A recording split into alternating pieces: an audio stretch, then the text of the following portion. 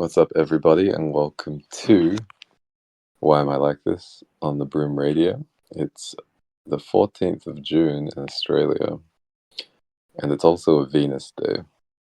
And we do Why Am I Like This pretty much every Venus Day, and pretty much every week we record this episode and present it via the Broom Radio podcast, and also, as of recently, our Buy Me a Coffee page, which you can check out at buymeacoffee.com/thebroomradio.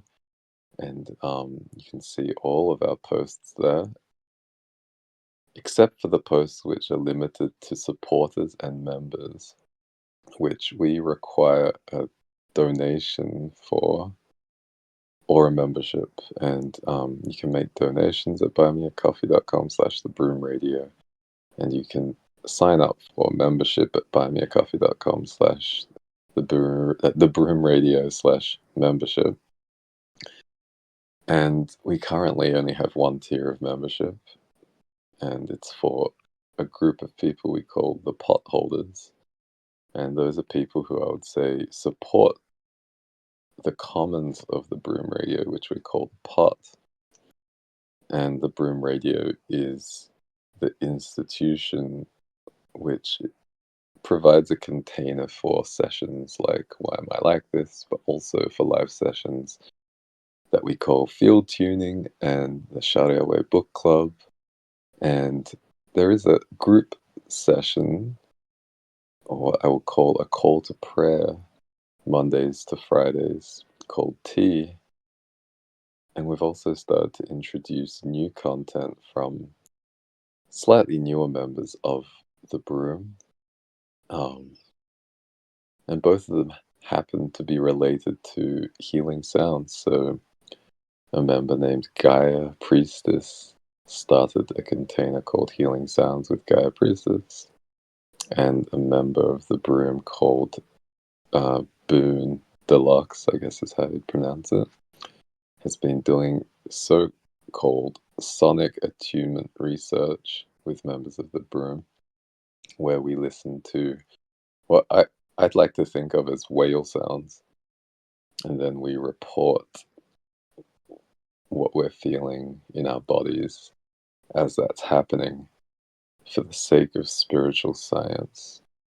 So if you would like to partake in any of those sessions live, then you can join the pot, you can join the Broom. You don't have to become a member to experience these sessions, but you will have to become a member if you would like to be able to unmute and chime in, or if you'd like to chime in via text. And again, you can do that at buymeacoffee.com/thebroomradio/membership. Turning back to why am I like this?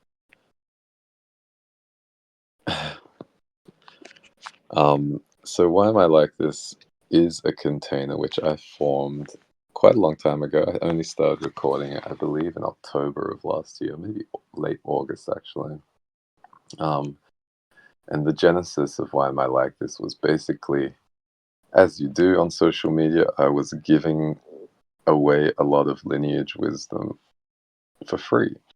And at some point, I'd say like my guides kind of tapped me on the crown, and they were like, well, answering these questions in this way in each particular context is not very efficient.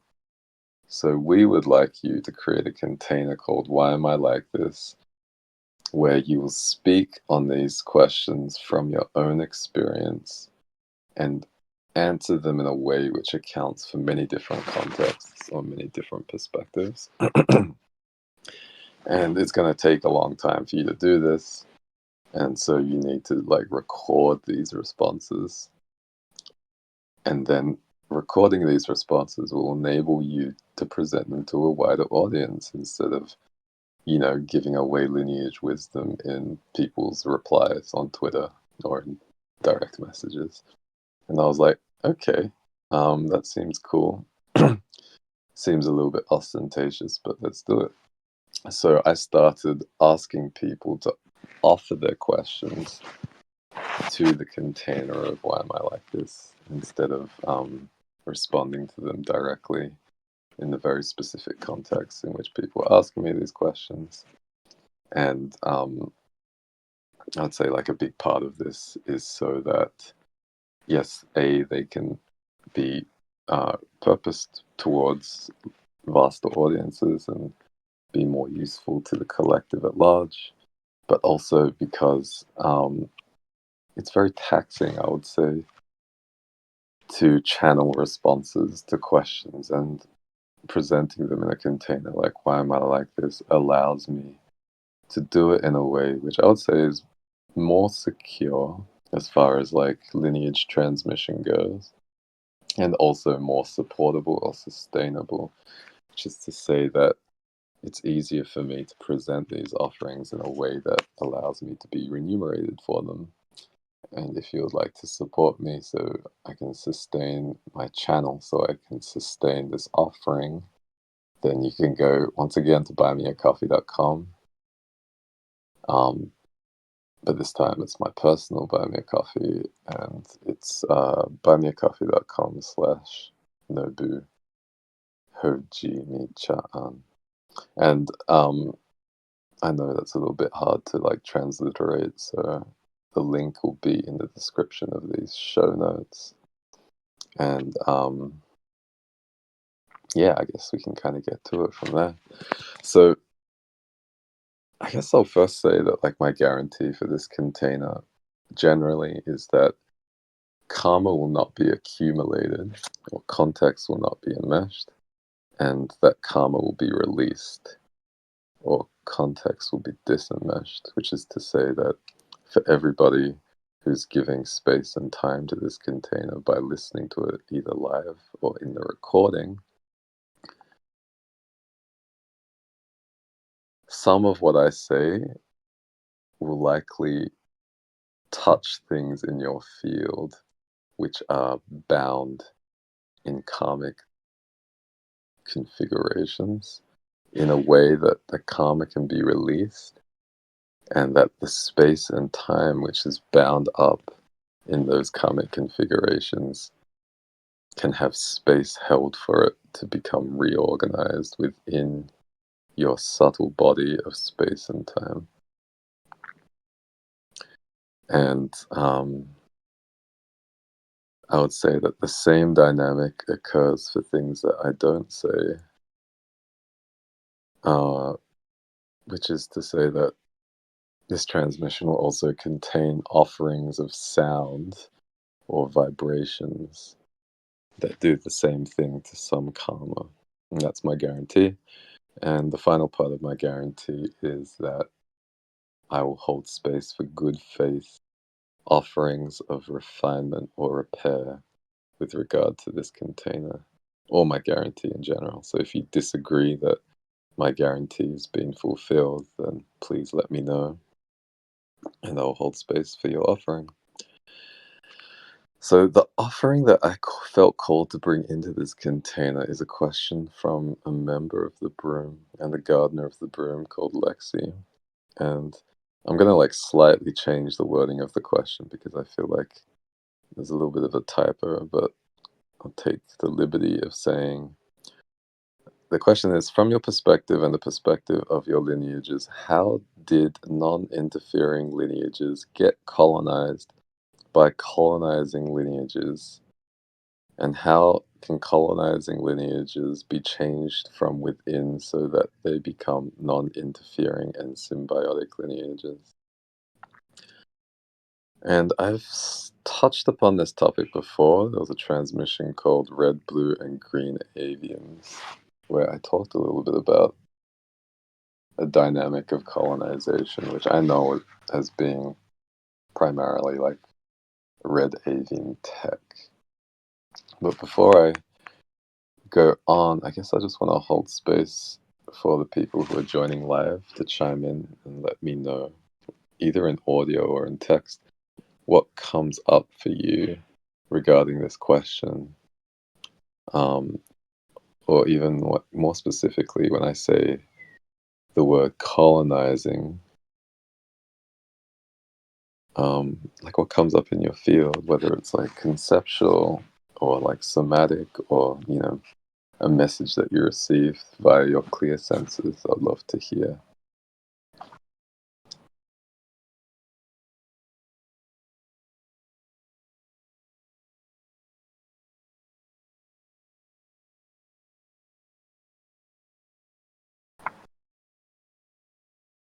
Katam satara satim shit oram taftarat akam nik aran. What it says, at first the phrase and act of propagation comes up for me. That's pretty, yes. And now the act of seeding, I think that's definitely like very aligned with what was coming through for me as I was preparing my channel for this transmission.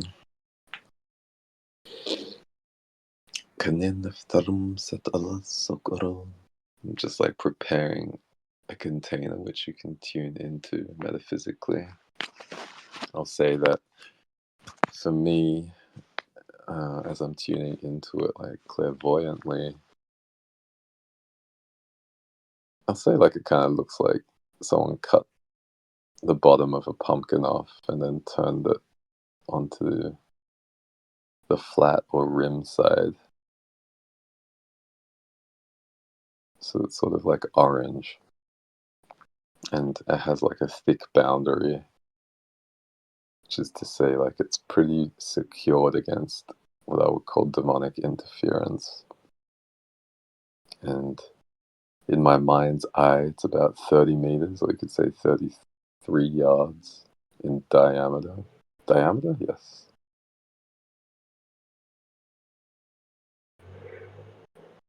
And then I'll say that the floor is covered with square tiles made of red carnelian, which is a crystal which I tend to associate with the goddess Sekhmet. And these tiles are about, let's say, like the sides of these tiles are about a foot long.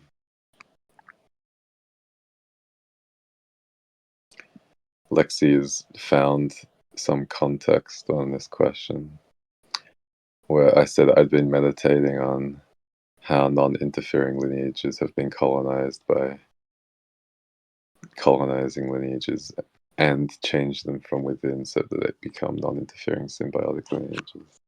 Yeah, so I feel like Lexi basically copy and pasted what I had said and then changed the tense so that part of it is grammatically incorrect. But yeah, how do non-interfering lineages change colonizing lineages from within? Makes sense. How did non-interfering lineages changing them from within doesn't really make sense, but that's fine. So that's why I reworded the question a little bit, because the tensing of it was slightly ambiguous, and then I would also say the grouping of the terms around the conjunctions made it a little bit difficult to understand, especially when read out vocally versus in text, where it's, I'd say, easier to regroup terms around conjunctions. But yeah, I want to go back to what I was saying about the act of propagation and seeding. And I'll say that for me, this is like the red avian technology that I was referring to. And again, I'll like ask you or offer that or suggest that you situate your awareness inside the safety of this container, whatever way you want to do that. And if you can't do it, then I'll just make the container large enough to contain your field.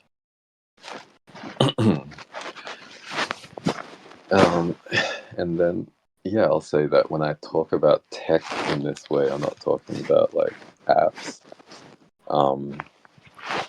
but I guess I'm talking about geometries, which are sort of like upstream of behavioral patterns. And I guess I'll say that there's been a decent amount of research recently which links um, electromagnetic fields, mostly of like people's bodies, to like the cymatics, like the shapes that govern like the electromagnetic fields of our brains, and then connects those shapes to the neural patterns that form in our brains. Um, so in that sense, you could say that like these behavioral patterns are shaped by sounds. And in the context of why am I like this, I've often referred to these like quote sounds unquote as terma or wisdom codes. So you could say that these behavioral patterns of propagating and seeding are red avian codes or red avian technologies, which were transmitted to humans via terma or via hyperdimensional objects, um, which I would say were kind of enculturated in the body minds, not just of humans, but of animals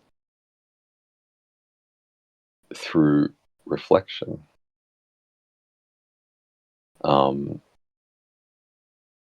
and I'd say like reflection is just another word for like meditation or being present or being embodied, which is to say, um, having one's awareness densely connected with the intelligence of the body. And I guess I'm going to go a little bit deeper on that, which is very tangentializing of me, but that's not necessarily an unfamiliar dynamic for people who've been listening to Why Am I Like This for a while. But first, I'll say that every cell in our body is animated unless it's dead, which is to say that things happen in our cells. And these things could, at least from like, I would say like a slightly stupid perspective, like these things could be perceived as like purely mechanical, right? And I think the dynamic that's coming to mind right now is the way in which like cells reproduce, the ways in which like DNA is transliterated and transcribed into RNA, the ways that like DNA is split and reproduced. They're all what look like mechanical actions, but I'd say on a deeper level, they're quantum actions, right? And I feel like we're familiar at this point with the phenomenon of epigenetic marking. We're familiar with genetic mutation. Um, we're somewhat familiar, I would say, with the mechanics of how these things happen. And there are some researchers who do really interesting work on like mutation vectors or transformation vectors in DNA. um, which I would say like that work implies that like the pathways of transformation for DNA are not necessarily like purely linear, which is to say that they are directional, and the directions in which the DNA moves in a transformational sense kind of represent what could be called like choices. And on some level, these choices can be related to material artifacts, like external stimuli. Most people are familiar with the ways in which cells can mutate due to like radiation. And I would say that like that radiation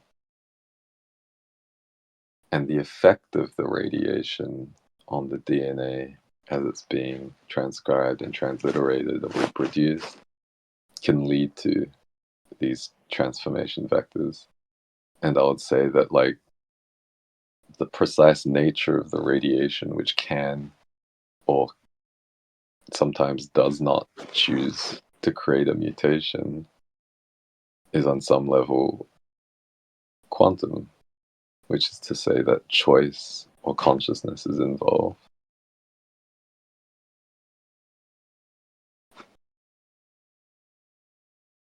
And I would say that, what this means for like cellular intelligence or like the intelligence of the body mind is that on some level it's part of like a greater mechanism. Um, and I would say that that mechanism is consciousness, or it's like a vaster consciousness. And then I would say that like both like the way that the intelligence of the mechanisms of our cells responds to this consciousness and sort of like the innate mechanisms and the functioning of the mechanisms of this cellular of, of these cellular mechanisms could be considered like intelligent. And again, like you could just like simplify all of this and say that like our cells are animated by a spirit. But I think that's more or less like an abstraction of what's happening on a mechanistic level. But I think that what's like key about like the mechanisms is that there is choice involved on like microscope, not just microscopic levels, but like sub-microscopic level. And you know, like a lot of panpsychic or panpsychist philosophers and like quantum physicists or quantum philosophers talk about how intelligence or consciousness exists at the smallest levels, in the sense that like an electron can choose where to be within a set of possible positions. And I would say that the same thing applies to like the wave particles of radiation that cause our cells to respond in certain ways, which sometimes cause mutations and sometimes lead to proper functioning. And I feel like a question's arising for me in the container about like, okay, if choice occurs on the level of like the radiation that we're exposed to, then are we just like, say, like clocks, or are our cells just like clocks which are animated by electricity? And I would say like the analogy is fairly useful, right? Like, in the sense that like clocks tend to be, historically they're powered by like springs and pendulums. Um, and clocks are also, I'd say, like subject to like gravitational fields and configurations known as time. Um, and by the same token, like our cells are powered by mostly like mitochondria. And I'd say the mitochondria probably contribute the bulk of the intelligence of our cells, which is not just the radiation or the fields that our cells are exposed to. But I would also say that each cell by itself, in addition to being powered by the mitochondria,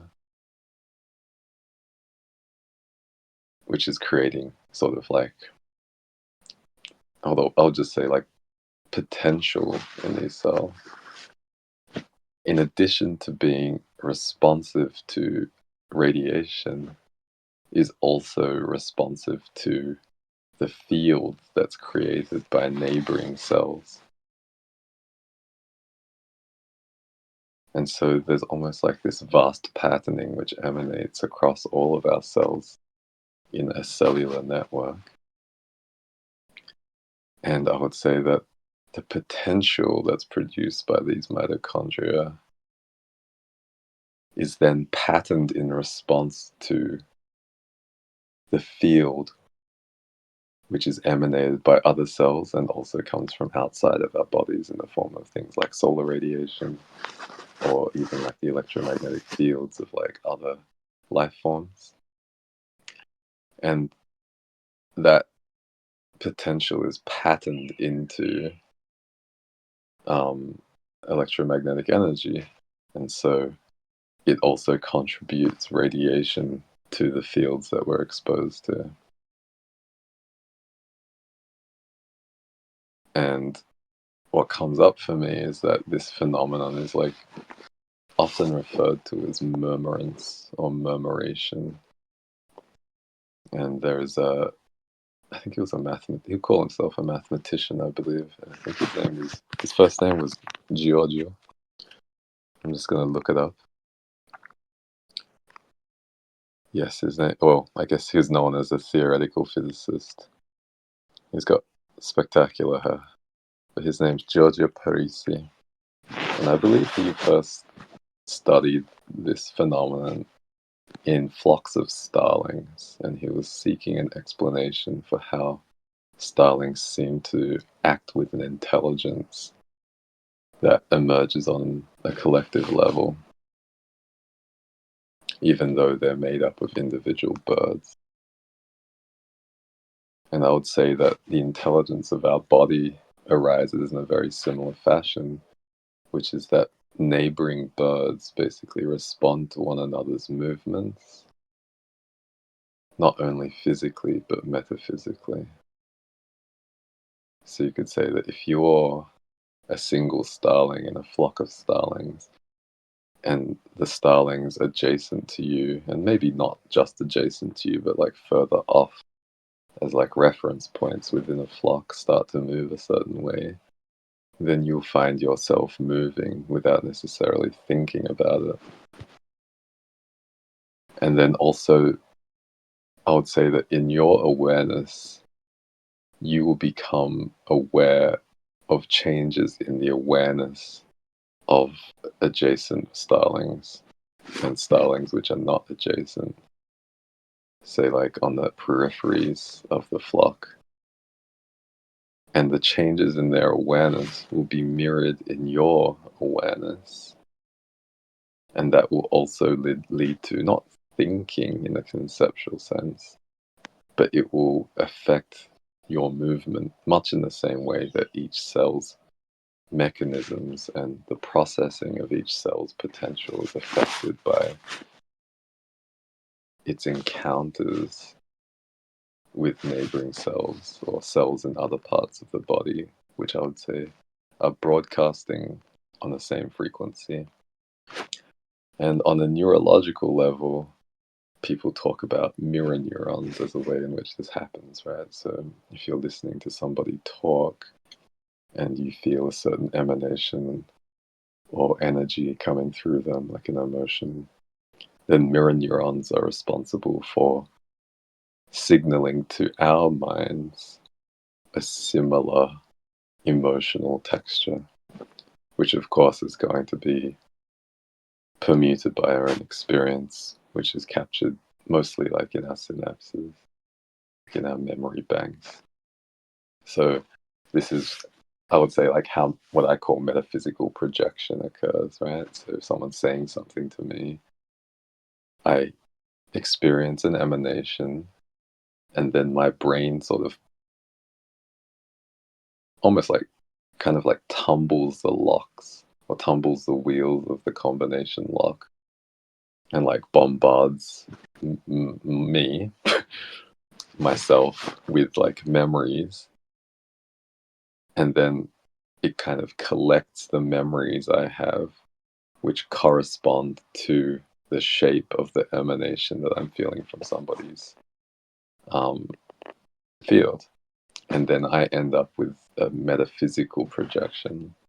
I call it a metaphysical projection because I would say that like science has not kind of gotten to the point where we can like materially locate exactly the memories that consist the projection. So it can't be located physically. And therefore, I think it's appropriate to use the term metaphysical.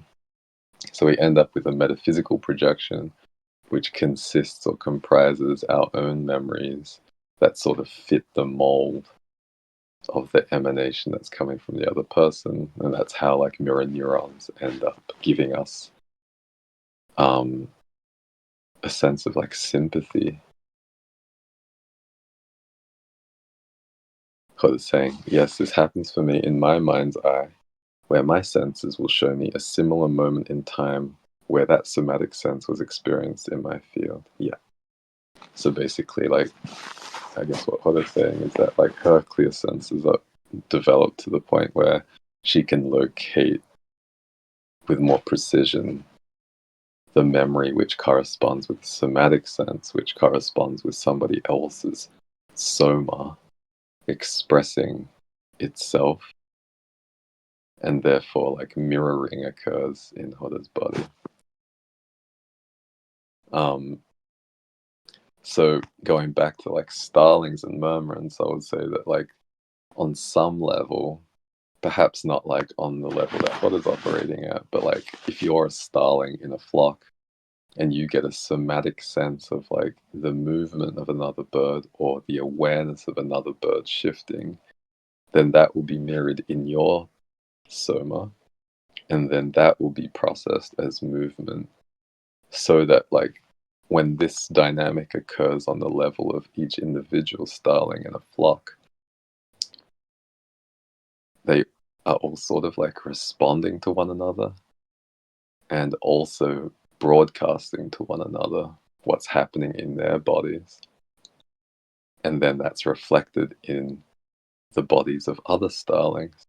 And then on a group or collective level, that's reflected in the movement of the flock. And that's how you get these, like, I would say, like, ironically, I would call them like lifelike patterns of movement on flock levels, which seem like they kind of have almost like an alien intelligence, in the sense that it's very hard to attribute this movement to the intelligence of any individual bird.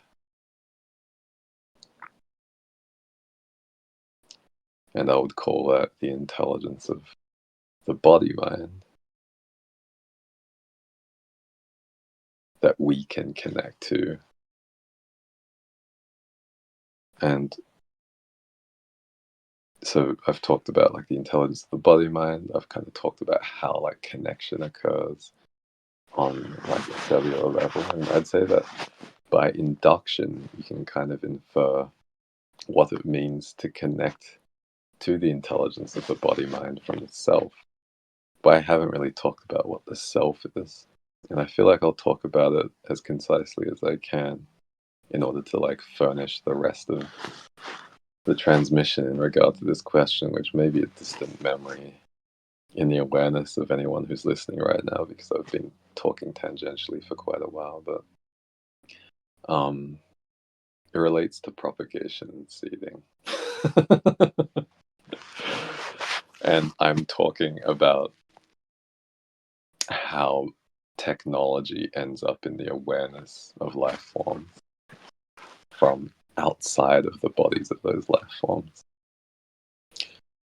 So that's just like a little reminder of like where all this is going on some level. So back to the self. I would say that the intelligence of the body mind, which I was describing in excruciating detail, relates to one layer of intelligence in the body.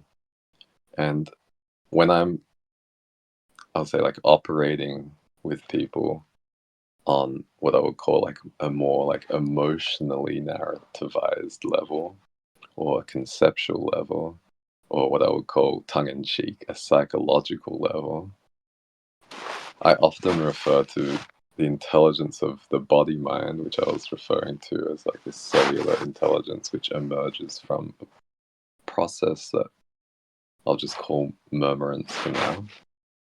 I often refer to this collective intelligence as the quote background hum unquote of the body. Because I would say that for most people it's not very quote intelligible unquote. And I feel like I've talked about the term intelligible before in Why Am I Like This as being a quality that emerges between two separate bodies when they can communicate with one another on a symbolic and conceptual level. So you could say that, like, Anna is only intelligible to me when she's able to use words that mean to me more or less what they mean to Anna.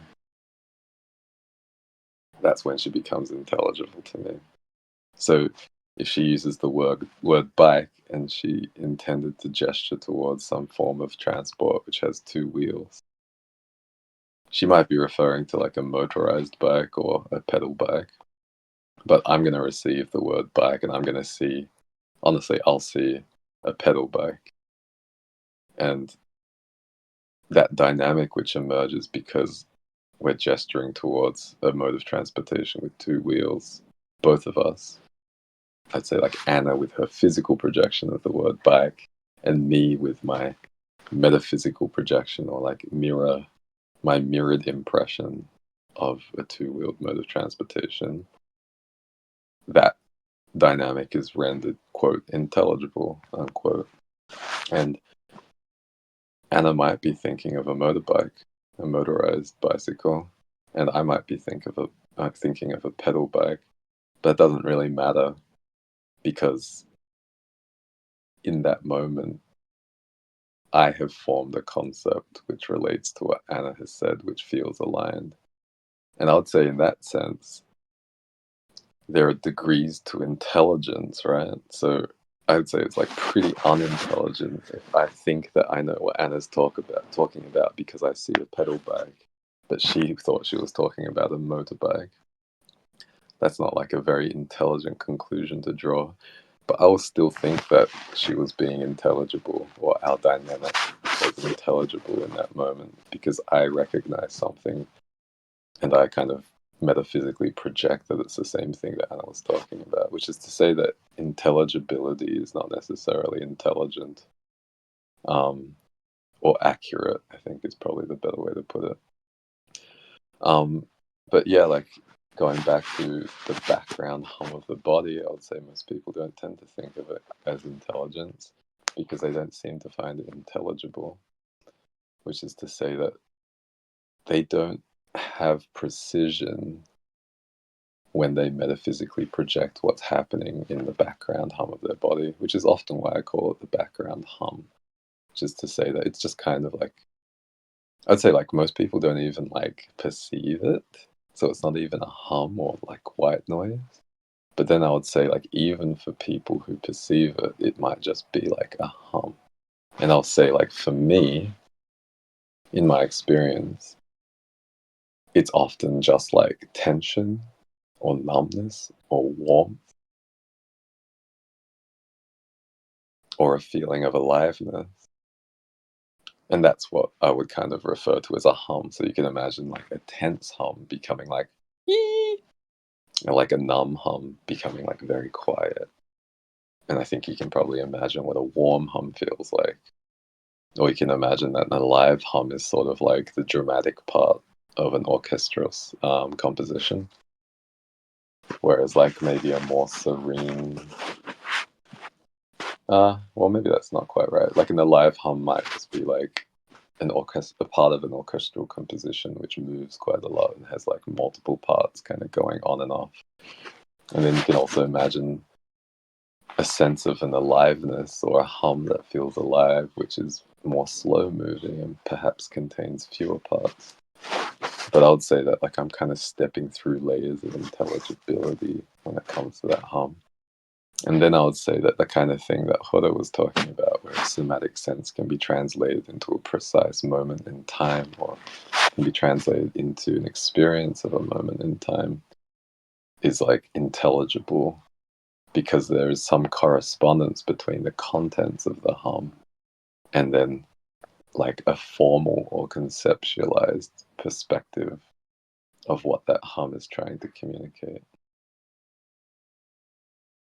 And then, yeah, I would say that like this process of what is often called interoception can happen contextually, right? So like often it's sufficient for me to tune into the texture of that background hum and get like very blunt or low granularity answers, right? So I've often talked about how in Why Am I Like This, I ask my body questions and I ask for what a yes feels like, and my neck kind of like jerks 3 times. Um, and then, often I ask for what a no feels like and I'll just feel nothing. And then I'll reverse the question. So, like, if the question is like, should I be doing this? And I get a yes, it's 3 jerks on my neck. If I get a no, it's usually nothing. And then I'll ask the question the opposite way and say, like, should I not be doing this? And I'll get like a yes, the same way that I got a yes that I already talked about. So in those circumstances, like, the background hum is still kind of like it's not like I'm hearing words, right? So it's not that level of intelligibility. But because of the context in which I've framed the question, that hum can become intelligible, which is that like my body is able to communicate a yes to me and I'm able to receive it as a yes. And by the same token, you could say my body is not able to communicate a no to me. So I change the context so it can communicate a yes to me in a way that sort of like reverses the polarity of the question. So in that context, you could say that like my self concept is able to make the background hum of my body intelligible when the background hum of my body is trying to communicate a yes. And then you could surmise that my body, when it tries to communicate a no, my self concept is not able to make it intelligible. And therefore, you could say that it's like there are behavioral patterns in my self concept which tell me that when I cannot hear something from my body, I need to reverse the question so that my body can gesture towards me with a sound that communicates yes in a way that's intelligible to my self concept so that it can effectively communicate a no in reverse. And I would say that there's a couple of different reasons, as far as I can tell, for why I can't hear a no. But I think one of them is just that, like, well, I guess what's coming up for me right now is that, like, you can communicate a yes in a particular context with precision, whereas a no cannot be communicated with in a particular context with precision unless that context is explicitly articulated. Which is to say that, like, if I say, should I be doing this? And I get a yes, then the right now part is sort of implicit. Like I'm saying, should I be doing this right now implicitly? And my body says yes. Whereas if I just say, should I be doing this right now? Sorry, if I say, should I be doing this? And my body says no, then that can mean no, not right now. Or it can mean like no, not ever. Or it can mean like no, not on Tuesdays. Um, And I guess like the question that's arising for me is like, why is the yes implicit? Why is the yes Im- offered in a way that implies right now? Is because from the perspective of my body, it's always right now. Like my body only responds to the right now context. And I guess like the way that certain lineages refer to this dynamic is like, well, I'll say that many lineages speak of the upper dantian or the head mind, or what I tend to call the self concept, as being the causal layer. And I would say that my lineages refer to the pearl of the upper dantian or the upper sea as Indra Kala, which means like the pearl of time, which is to say that only my head mind, from the perspective of my lineages, understands time. It's the only part of my subtle body which understands like a present as being differentiated from the future or the past. So when I'm asking my body these questions, it's always right now. Like the right now parts of my body are responding right now. So again, to take it back to the question, like, should I be doing this? It's like the parts of my body that are present right now, that think I should be doing this right now, say yes. And then that results in my neck and my head sort of like jerking 3 times usually at this point. And then every other part of my body, like, which is to say that like my body is a fabric of space and time, which contains all of the spaces and times I've ever been in. So you could say all the other parts of my body which are not right now, like the parts of my body which correspond to my experience of being born or being like 5 or being like 95, those are not invoked when I ask that question. And then the ones which are part of my body in the present moment, which don't think I should be doing something, are quiet because they're not moving me. And the only way that I can give those parts of my body an opportunity to move me is if I reverse the question and say, should I not be doing this? And then they're like, yes, like now is the time to move, as in right now. And this is, this like fairly long explanation is all in service of, I would say, locally talking about how the self concept can render the background hum intelligible. But I would also say that it's in service of a greater explanation about how red avians seeded humans and other animals with what I was calling red avian tech or behavioral patterns or patterns of propagation and seeding, which I'll get to. But I just want to finish talking about the self-concept, all right?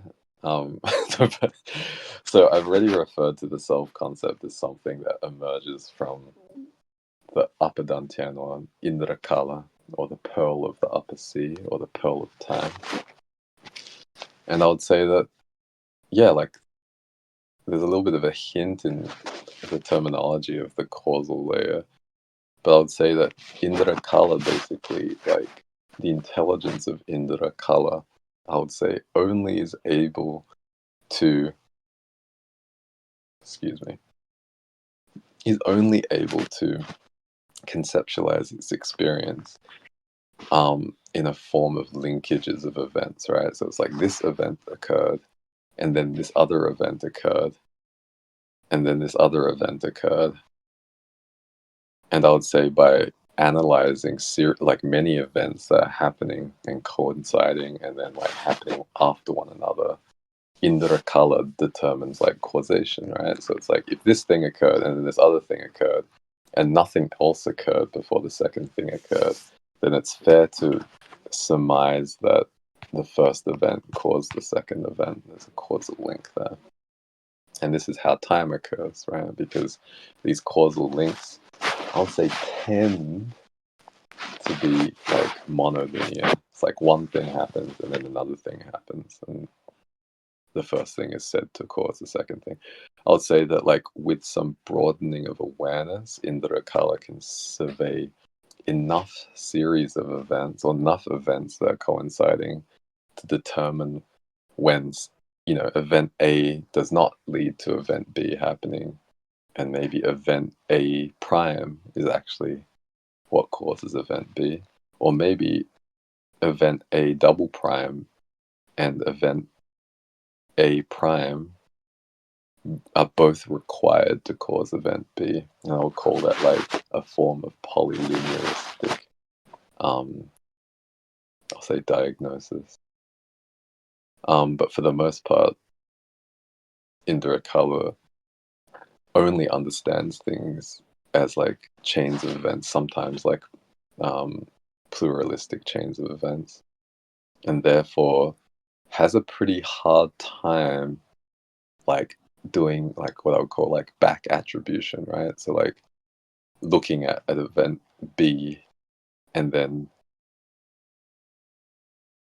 I'll say like perceiving all of the events that happened at the same time as event B, certainly, but then also has a hard time identifying all of the events that happened before event B.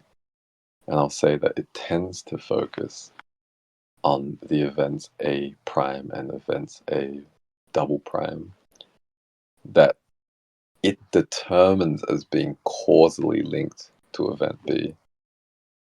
And I would say that it tends to attribute event A prime and event A double prime to event B as being causal, mostly based on proximity. And I'll say either the capacity or the obstruction which leads to Indrakala forgetting all of the other events that occurred at the same time as event B or before event B. Does that make sense? I'm speaking fairly abstractly, and I've missed a lot of text. But while I'm waiting for responses, I'm just gonna like scan the text that occurred.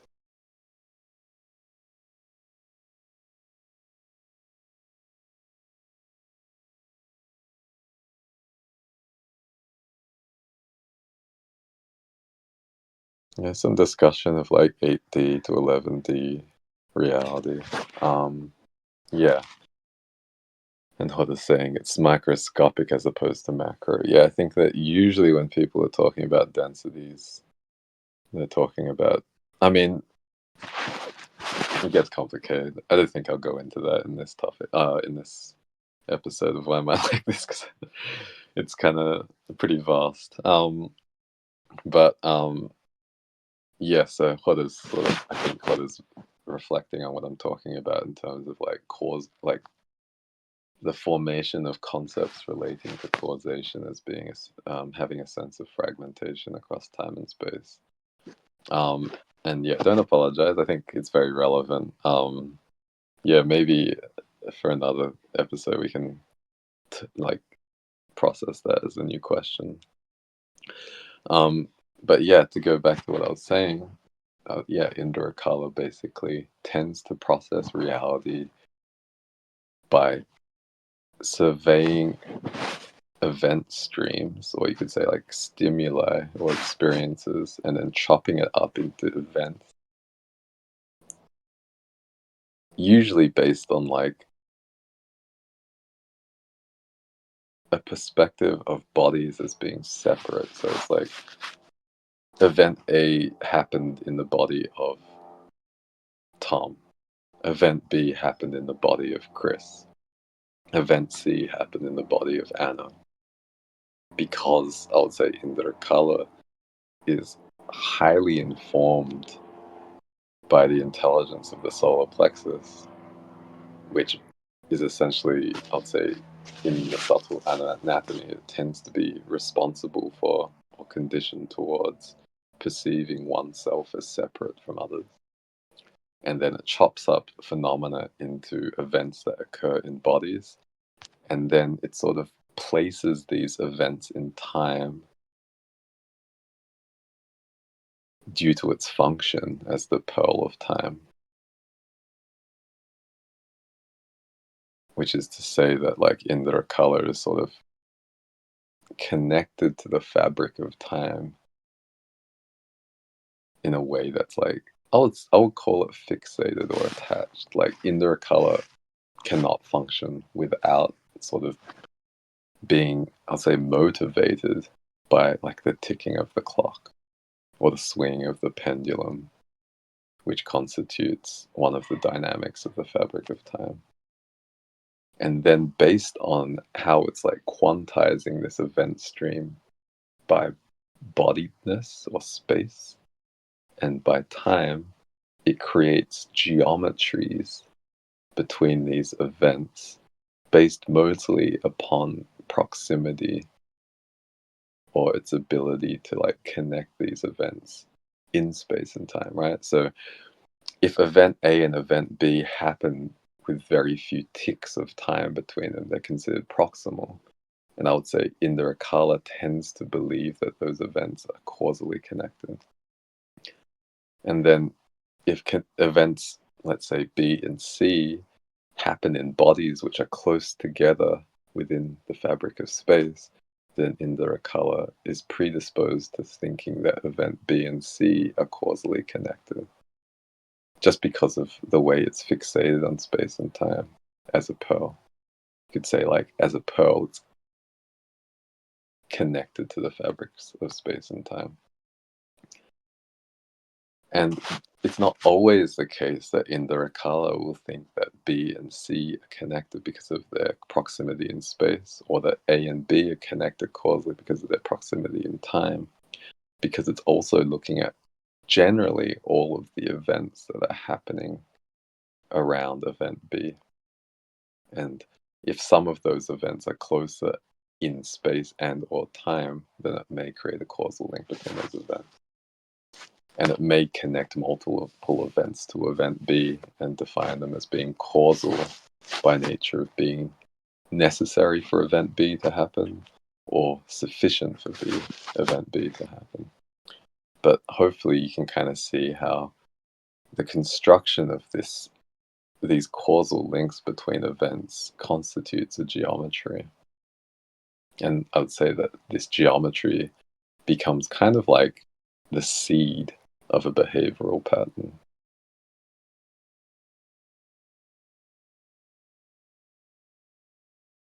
Which kind of takes us back to the red avian tech of propagation or seeding, right?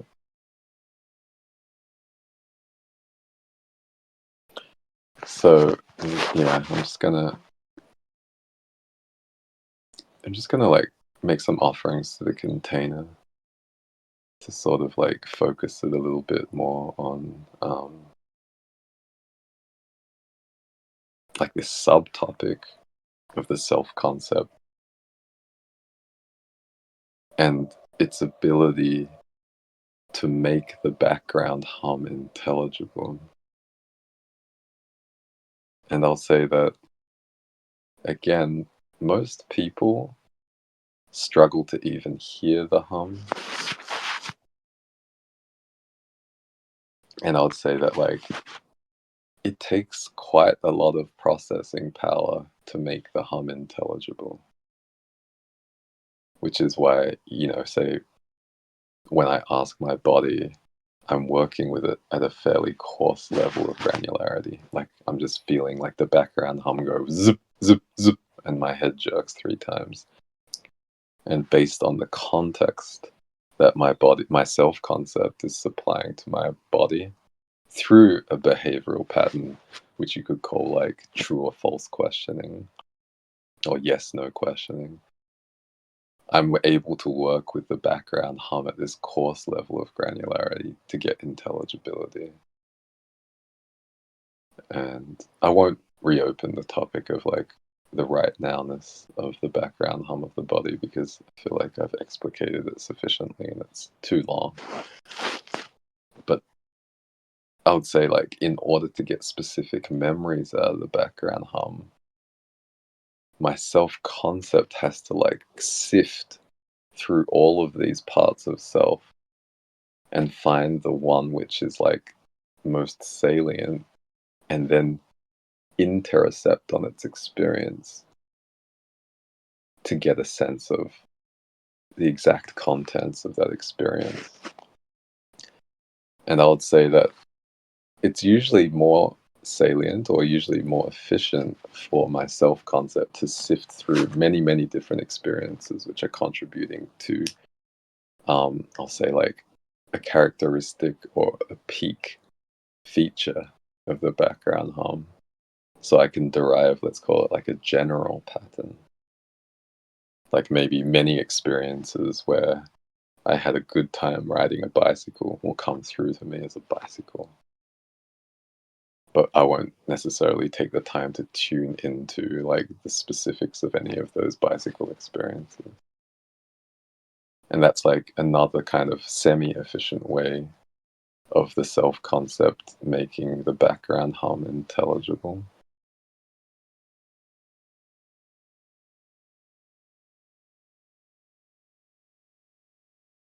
And then I would also say that the self-concept can make other people's fields intelligible when one's own body or background hum is mirroring the background hum of somebody else's body.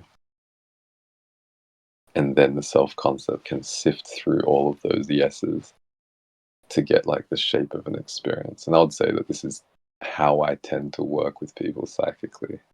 It's like I ask them a question, their body makes a hum, my body makes like a hum which is like the same shape, and then my self-concept goes through my experiences to find some kind of pattern at some level of abstraction which I can use to get a sense of what the other person's feeling.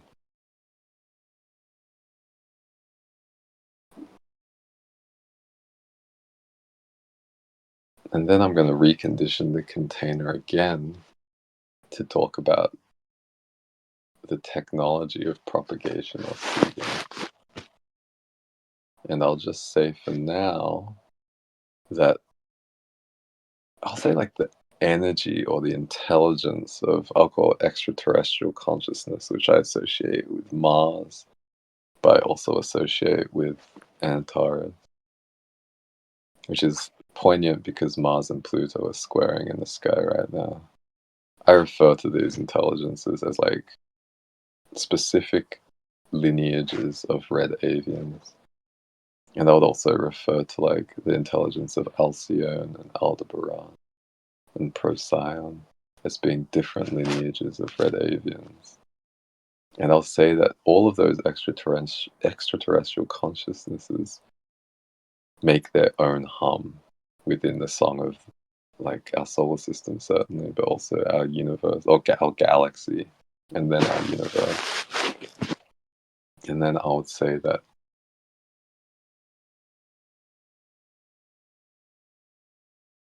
our background hums, like the background hums of like our individual bodies, can also respond to those background hums.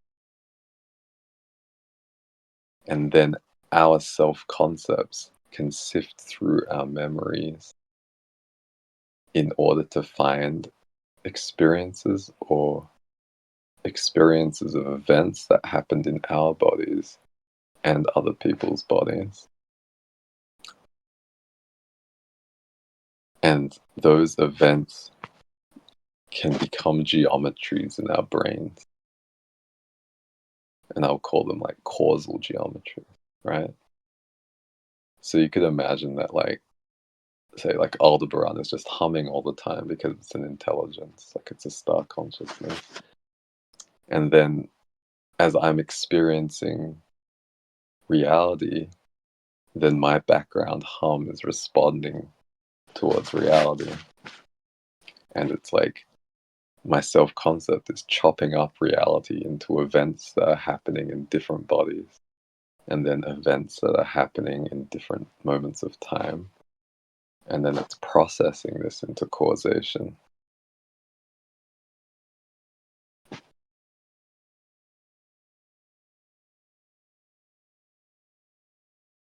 And I would say that the reality I'm experiencing is in itself an orchestration of bodies which are also responding to the background hum of reality.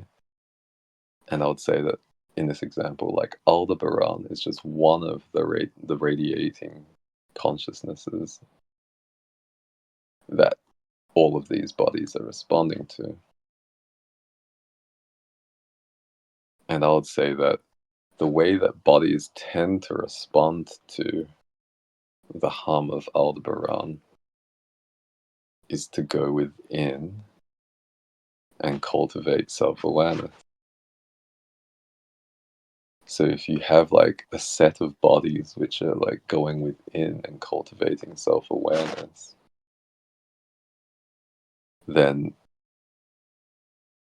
they will basically have self-concepts which are making their own background hums intelligible and deriving intelligence from their background hums, and perhaps moving with that intelligence. And you could say, therefore, not necessarily responding directly to Aldebaran, but more so responding to the motive that's emanated by Aldebaran that causes them to listen to what their body wants them to do. And then I would say that all of those bodies will also be responding to like Procyon and Mars and Antares. And I would say that the motive of Procyon and Mars, not Antares, but Procyon and Mars, I would say is an energy that is very traumatized. But I would say that it tends to cause a form of dysregulation. And I'll say that this form of dysregulation tends to cause the self-concept or indrakala of each of these individual bodies to ignore certain events in the event stream. And I think like this is common for most people who've experienced dysregulation, which is like everybody. But when you're dysregulated, you tend to like hyper focus on certain things. So you might hyper focus on event B and not pay attention to events A, C, or D. And therefore, in that moment, there's no causation, there's no sense of time, right? Like we're taken out of time, or aka like triggered. And most people would say that they black out. But I would also say that like the motive of say Mars and to an extent Procyon is to focus on event B and like obliterate in awareness all the other events. So like some lineages refer to this as seeing red. Like, a bull is hyper focused on the cape and kind of ignores the toreador, the bullfighting.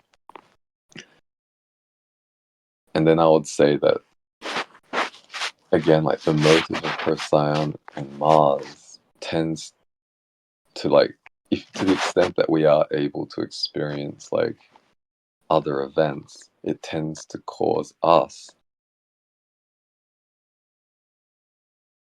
to like conclude that the most proximal event in time and the most proximal event in space is monocausal to, let's call it event B, right? So it's like whoever was next to event B,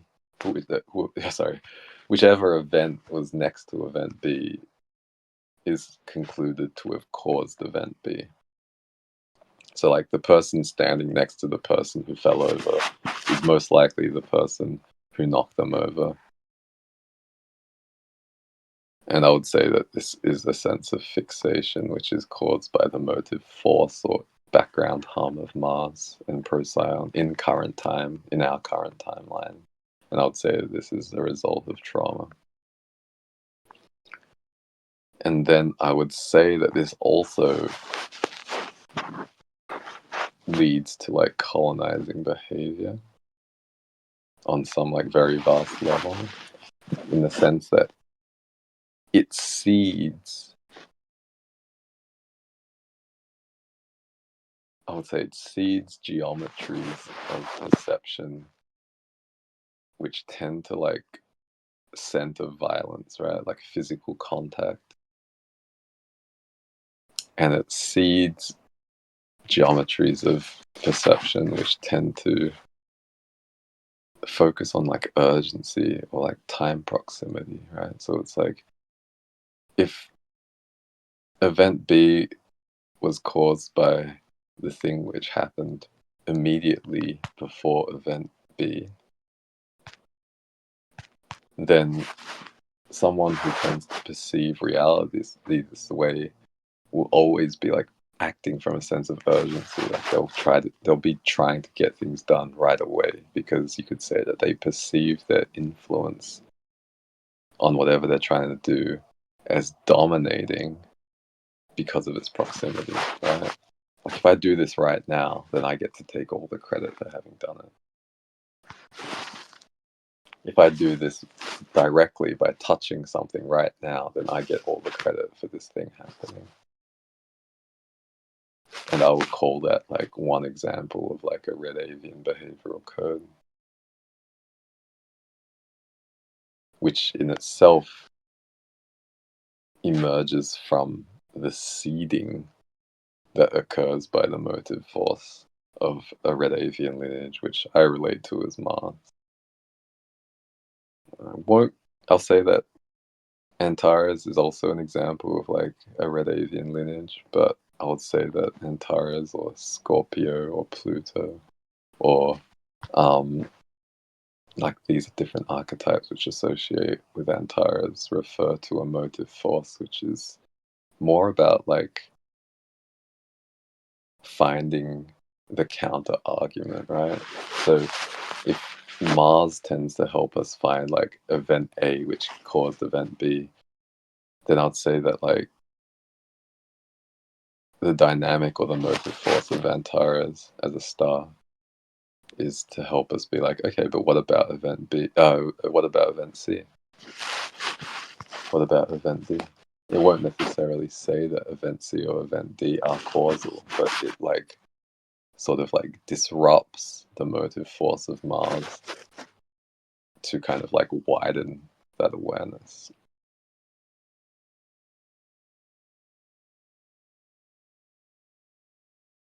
And this is already a pretty long transmission, but I'm going to recondition the container to talk about the act of seeding and propagation. And I feel like I can say this like fairly concisely, but I would say that the behavioral patterns that associate with the act of seeding and propagation tend to be related to the motive force of a star called Alcyone. And I would say that that motive force tends to help us dissect event streams in a way that causes us to identify things which are salient or important, like seeds or like animals,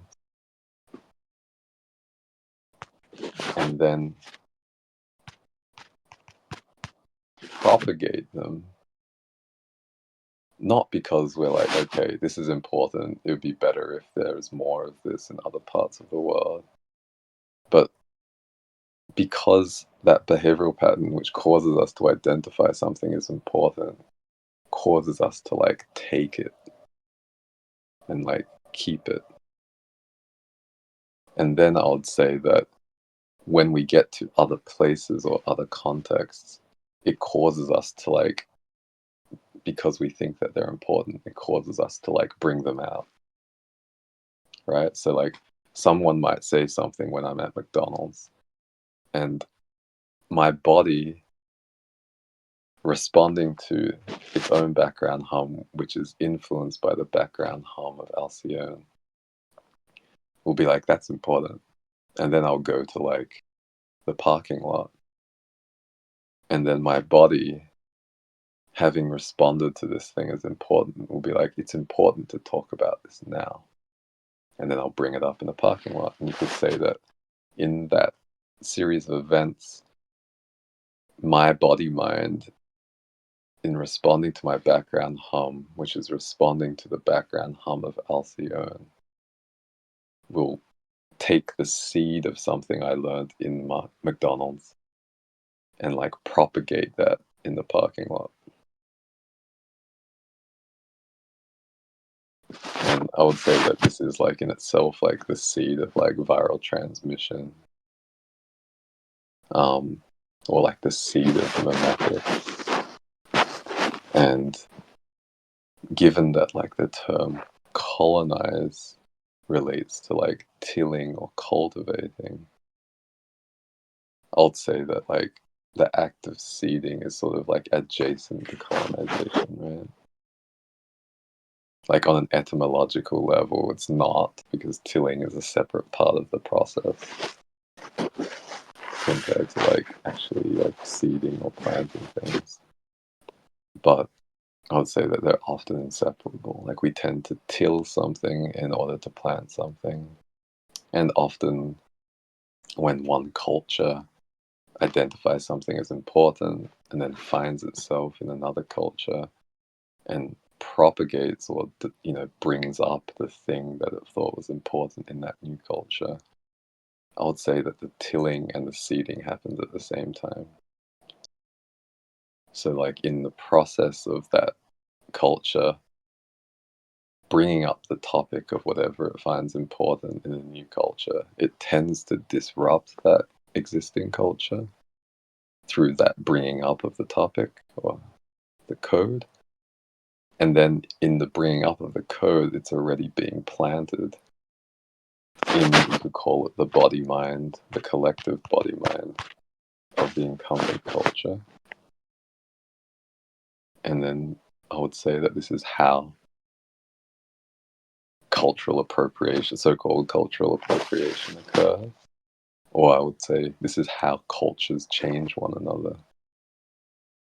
And this is also colonization from the perspective of my lineages, from my perspective.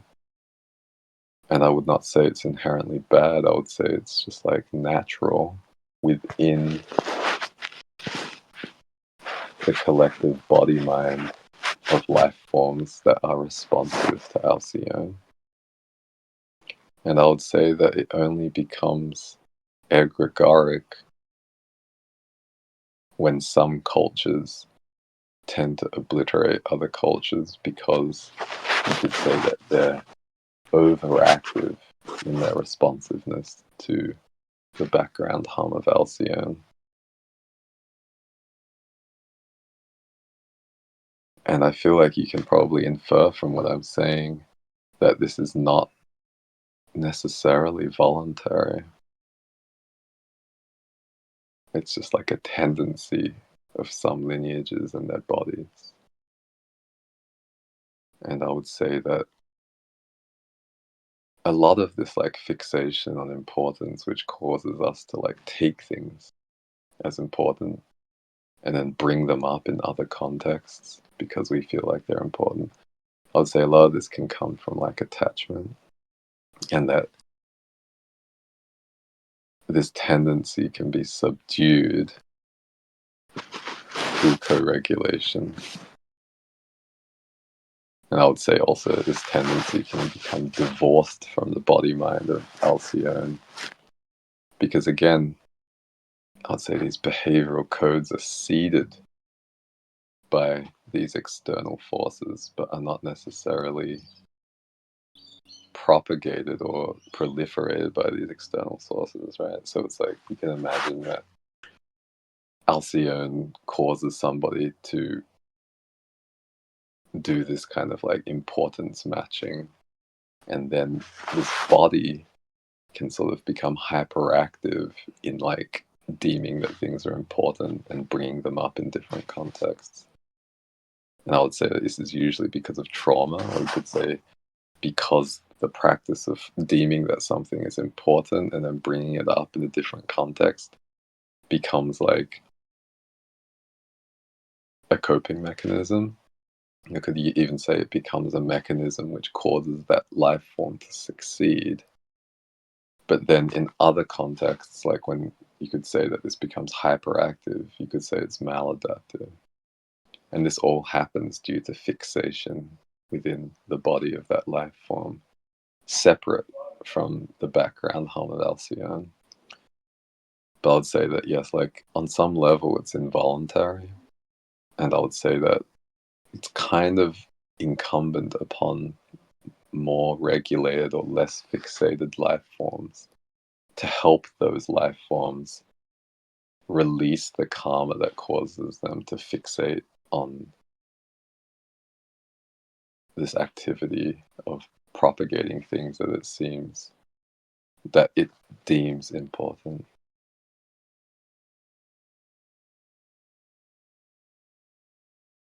And I guess I'll close the container there. And I'll say thank you for listening to this transmission. I pray that your self-concept is able to scan the event stream of this transmission and make detached meaning from it, or create like geometries of understanding which are not monocausal and not deemed as overly important, but are nonetheless available to your self concepts and also intelligible to your body minds, so that these codes or behavioral patterns can be made active or can receive awareness when it's appropriate within your experiences of your lifetimes. And I would say that if you would like to support these transmissions or live sessions that are called Why Am I Like This, then you can head over to buymeacoffee.com/Noble for Jimmy Chan. If you would like to be part of my lineage, which I call 000, you can head over to buymeacoffee.com/Noble for Jimmy Chan/membership. And if you would like to help support the Broom Radio, then you can head over to buymeacoffee.com/thebroomradio. But thank you once again for listening. I would like to say also that the container I described earlier, which is kind of like a pumpkin with red carnelian tiling, is available as terma for you to meditate on outside of time or outside of the time of this recording. And I hope that you can get value from it. But thank you again for listening, whether it's live or in recording. And I hope to see you soon. Peace.